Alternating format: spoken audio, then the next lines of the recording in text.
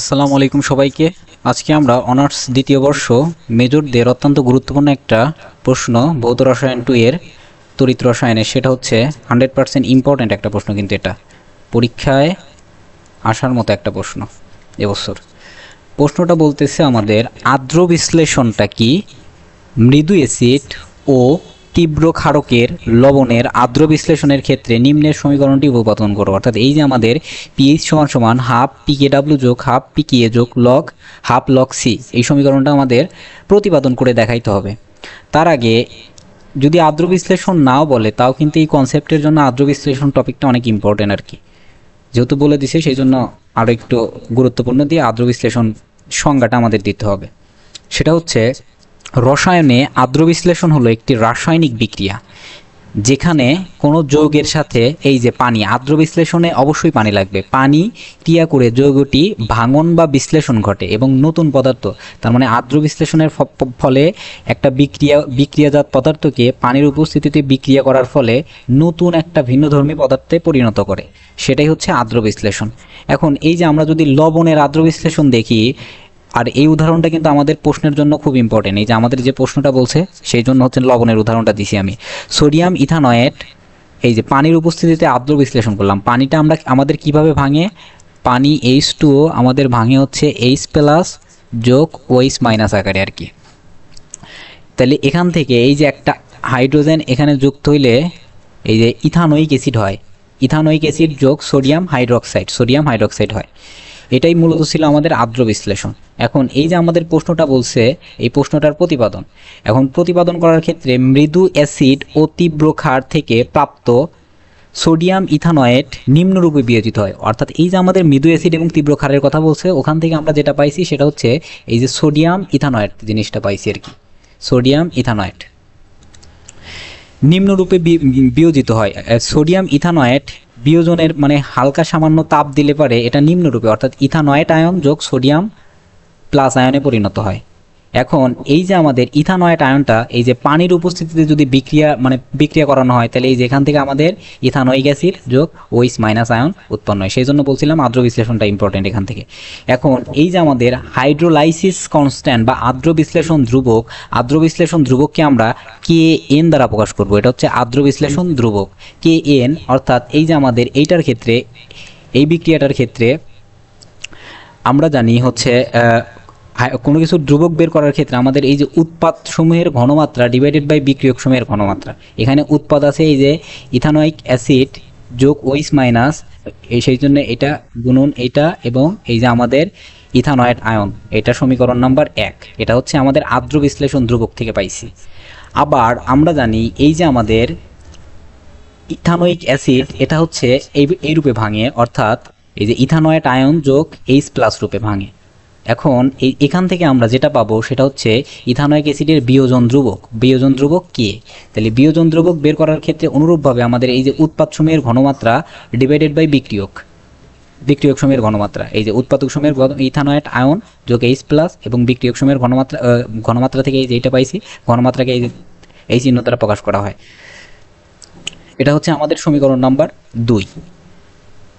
এখন 1 এবং 2 নং সমীকরণ যদি আমরা গুণ করি, তাহলে গুণ করলে আমরা এই যে বাম পাশে যেটা পাই Kn, এই যে Kn ইন্টু Ka, এই যে আর্দ্র বিশ্লেষণ ধ্রুবক এবং বিয়োজন ধ্রুবকের গুণফল সমান সমান, এখান থেকে এই যে এটা কাটে, তাহলে আলটিমেটলি এখান থেকে যেটা থাকে সেটা হচ্ছে H+ এবং OH- থাকে। তাহলে H+ এবং OH- আমরা কি জানি, KW বা পানির আয়নিক গুণফল KW, এটাকে KW আকারে প্রকাশ করা হয়, সেই জন্য Kn ইন্টু Ka সমান KW বলতে পারি। এটা হচ্ছে আমাদের সমীকরণ নাম্বার 3। এখন এই জিনিসটা একটু মনে রাখতে হবে আর কি, এই জিনিসটা মনে রাখতে হবে আমাদের। আমরা এই জিনিসটা ধরে নেব ইথানোয়িক অ্যাসিড এটা সমান হাইড্রোক্সাইড আয়ন, এটা সমান ধ্রুবক, এবং এই যে ইথানয়েট আয়ন এটা হচ্ছে সোডিয়াম ইথানয়েটের সমান, এবং এই টোটাল জিনিসটাকে আমরা ধরবো C। এখন এই শর্তদ্বয়, এই যে আমরা যে শর্তটা ধরে নিছি, এই শর্তদ্বয় যদি সমীকরণ নাম্বার 1-এ বসাই, তাইলে হচ্ছে আমরা সমীকরণ নাম্বার 1 বলতে ওই যে আমরা যে সমীকরণ পাইলাম বিয়োজন ধ্রুবক থেকে, ওখানে যদি বসাই তাহলে আলটিমেটলি এখানে আমাদের এই যে এখানে ছিল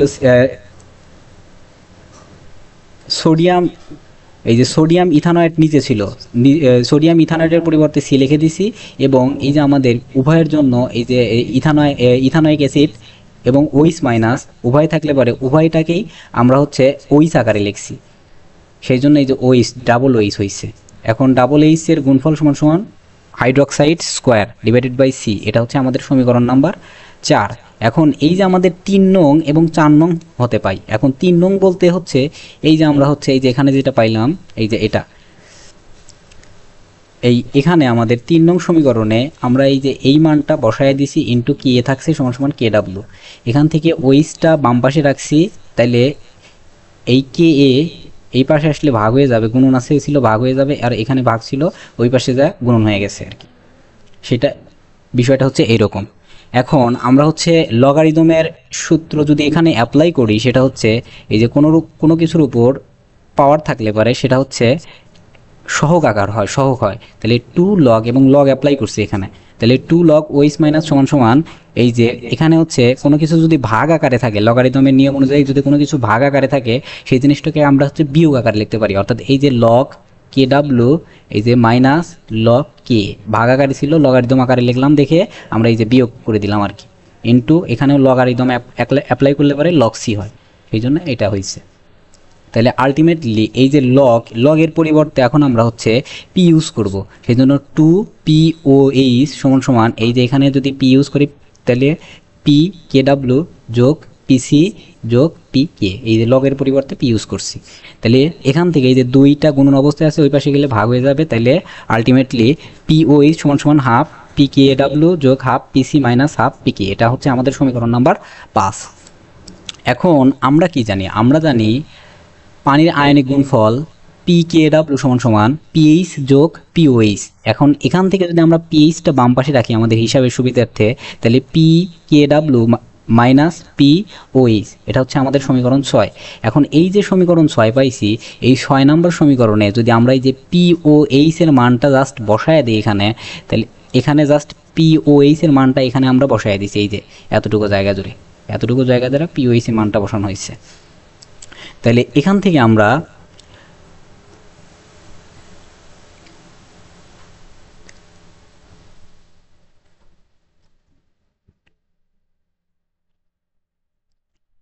এই যে PKW